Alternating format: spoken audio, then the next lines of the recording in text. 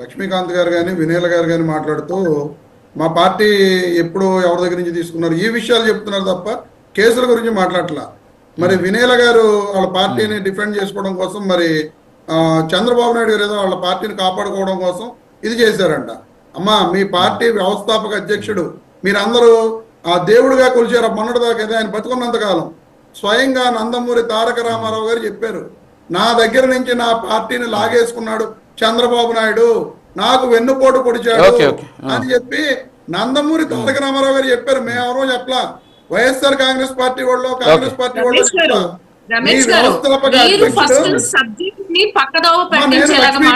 చెప్పిన దానికి అవి మాట్లాడొద్దు అని చెప్పాను. అర్థమైందా? అవి మాట్లాడొద్దు అని చెప్పాను. దానికి మీరు దాన్నే టాపిక్ గా తీసుకుని చెప్పక్కర్లా. నెక్స్ట్ ఎన్టీ రామారావు గారు నా దగ్గర నుంచి నా పార్టీ లాక్కున్నాడు, నా అమ్మాయిని పెళ్లి చేస్తే జామాత దశమగ్రహం అని చెప్పి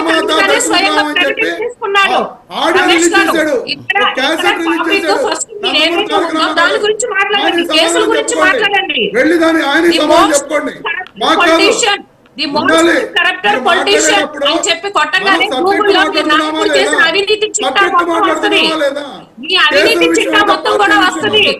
ఏంటి ప్రతిసారి రాజుగారు ఒక్క నిమిషం మేడం, ఒక్క నిమిషం, ఒక్క నిమిషం మేడం ప్లీజ్.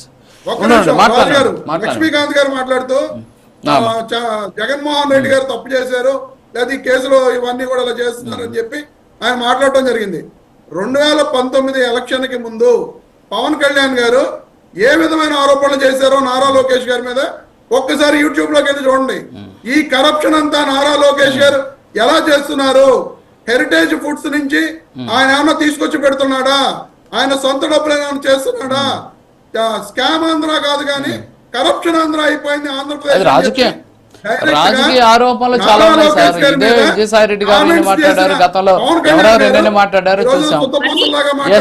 ఓకే అవన్నీ సార్, అవన్నీ రాజకీయ విమర్శలు, రాజకీయ విమర్శలు తీసుకొచ్చి ఇక్కడ మాట్లాడారు చెప్పండి. షర్మిల గారు పార్టీని అధికారంలో తీసుకురావడానికి నా అవసరపడ్డారు, ఈ రోజు ఆయన కోర్టుకు వెళ్తే ఆయన డబ్బులు ఇవ్వబడ్డారు. ఇవన్నీ తీసుకుంటే చాలా వస్తాయి. మేడం ఒక నిమిషం సబ్జెక్ట్ మాట్లాడారు రమేష్ గారు, ఒక నిమిషం రమేష్ గారు ఒక్క నిమిషం, కృష్ణాంజలి గారు ఇందాక మాట్లాడారు. ఒక్క నిమిషం మేడం, ఒక్క నిమిషం ప్లీజ్. లక్ష్మీకాంత్ గారు మేడం ఒక్క నిమిషం ప్లీజ్. లక్ష్మీకాంత్ గారు మేడం ఒక్క నిమిషం ప్లీజ్. ఎస్ మేడం ఒక్క నిమిషం ఆగండి మేడం, ఒక్క నిమిషం సార్. లక్ష్మీకాంత్ గారు ఆగండి మేడం, ఒకసారి ఆగండి మేడం, ఒకసారి ఆగండి సార్. సార్ ఇప్పుడు రమేష్ గారు మనకు ఇందాక మన కృష్ణాంజనేయులు గారు మాట్లాడుతూ జడ్జిలను కూడా పక్కన పెట్టినటువంటి పరిస్థితి, కేసులకు సంబంధించి టెక్నికల్ అంశాలు కూడా ఇక్కడ కారణమయ్యాయని చెప్పి ఆయన చెబుతూ ఉన్నటువంటి సిచ్యువేషన్. వాటికి సంబంధించి ఏదో 1 మినిట్ మీరు మాట్లాడితే క్లోజ్ చేస్తే నేను నెక్స్ట్ గెస్ట్కి వెళ్తాను. మాట్లాడండి. నన్ను అడిగారా సార్ మీరు? రమేష్ గారు ఎస్ రమేష్ గారు. సార్ ఇప్పుడు కేసుల విషయంలో ఈ రోజున చంద్రబాబు నాయుడు గారు ఆయనకున్న అధికారాన్ని ఉపయోగించుకుని అధికారులను బెదిరించి కింద కోర్టులో కొట్టించేసుకున్నారు. సరే ఇప్పుడు ఆయన కేసు ఉంది ఏసీబీ కోర్టులో అని చెప్పి ఏసీబీ కోర్టులో కొట్టించుకున్నారు. యాక్చువల్గా ఏ కేసెస్ అయినా సరే ఎమ్మెల్యేస్గా ఉన్న వాళ్ళ మీద కానీ లేదా ఎమ్మెల్యేలుగా పనిచేసిన వాళ్ళ మీద కానీ ఉన్న కేసెస్ అన్ని కూడా ప్రజాప్రాతినిధ్య చట్టం ప్రకారం ప్రజాప్రతినిధుల కోర్టులోకి వస్తాయి. కానీ ఈ కేసులన్నీ మరి ఏసీబీ కోర్టులోనే ఇది చేసి అక్కడే కొట్టించేసుకుంటున్నారు. ఆ తర్వాత హైకోర్టుకు వెళ్తారు. హైకోర్టులో ఖచ్చితంగా మా పార్టీ క్లియర్ గా చెప్పడం కూడా జరిగింది, ఖచ్చితంగా హైకోర్టుకు మేము వెళ్తాం, చంద్రబాబు నాయుడు గారి మీద ఉన్న కేసెస్ మీద ఎంక్వైరీ జరగాలని అడుగుతామని చెప్పి మా పార్టీ క్లియర్ గా చెప్పింది. భవిష్యత్తులో హైకోర్టుకు మేము ఖచ్చితంగా వెళ్తాం, ఈ కేసెస్ అన్నిటి మీద కూడా ఎంక్వైరీ చేయాలి అని చెప్పి హైకోర్టును మళ్ళీ కోరుతాం. హైకోర్టు ఇచ్చే తీర్పు ప్రకారం హైకోర్టులో కూడా ఫేవరబుల్ గా రాకపోతే సుప్రీంకోర్టుకు వెళ్తాం. సుప్రీంకోర్టులో కూడా ఫేవరబుల్ గా రానప్పుడు ఖచ్చితంగా భవిష్యత్తులో మా పార్టీ అధికారంలోకి వస్తుంది, మళ్ళీ ఈ కేసెస్ అన్ని రీఓపెన్ చేయడం జరుగుతుంది. ఆ రోజున ఖచ్చితమైన ఎంక్వైరీ, ఎందుకంటే ఈ కేసెస్ అన్ని కూడా నమోదు చేసినప్పుడు మాకు టైం లేదు. 2023, 22 ఈ టైంలో లాస్ట్, ఎందుకంటే 2 ఏళ్ల పాటు కరోనా పోయింది, ఎంక్వైరీ చేసే టైం లేక 2023లో 24లో మా ప్రభుత్వం పోయింది. కాబట్టి కొంత టైం గ్యాప్ లో ఈరోజు చంద్రబాబు నాయుడు గారు దాన్ని ఉపయోగించుకుంటున్నారు. భవిష్యత్తులో ఖచ్చితంగా జగన్మోహన్ రెడ్డి గారు 2029లో ముఖ్యమంత్రి అయిన తర్వాత ఈ కేసెస్ రీఓపెన్ చేస్తాం. ఖచ్చితంగా చంద్రబాబు నాయుడు గారిని మళ్ళీ దోషిగా నిలబెట్టడానికి ఖచ్చితంగా అన్ని ఆధారాలను సేకరించి కోర్టులకు సబ్మిట్ చేస్తామని చెప్పి తెలియజేస్తున్నాను నేను. ఎస్ లక్ష్మీకాంత్ గారు, లక్ష్మీకాంత్ గారు రియాక్ట్ అవ్వండి. వస్తాను మేడం, మీకు వస్తా, మళ్ళీ వస్తా. లక్ష్మీకాంత్ గారు.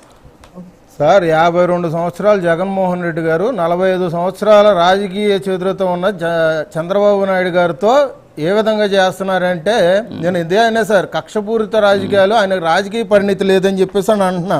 ఇదే విషయం కాదు, కక్షపూరిత రాజకీయాలు అంటే చంద్రబాబు నాయుడు గారినే కాదు, మా పార్టీ అధ్యక్షులు పవన్ కళ్యాణ్ గారిని కూడా వాలంటరీతో కేసులు పెట్టించడం అని, జనవాణి లాంటి కార్యక్రమం జరుగుతూ ఉండంటే నోవాటెల్లో ఆయన్ని దిగ్బంధం చేయడం కానీ, లేదంటే చంద్రబాబు నాయుడు గారిని అరెస్ట్ చేస్తున్నప్పుడు పరామర్శించడానికి వస్తే సరిహద్దుల దగ్గర ఈయన ఆపడం కానీ, ఇట్లాంటి కక్షపూరిత రాజకీయాలు చేశారు కాబట్టి వాళ్ళు 151 ఉన్నది కాస్త జరిగింది. ఇది నేను ఇంకో మాట చెప్తున్నానండి, కోర్టుల విషయం చెప్పండి అని చెప్పేసి అని అంటున్నారు కదా.